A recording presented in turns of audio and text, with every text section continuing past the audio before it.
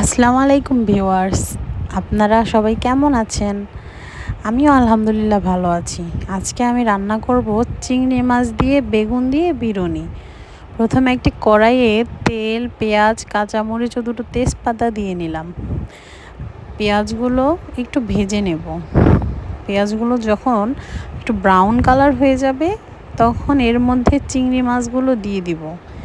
এখন একটু মরিচ বাটা, একটু সামান্য আদা রসুন বাটা এবং হলুদের গুঁড়া ও স্বাদ অনুযায়ী লবণ দিয়ে দিব।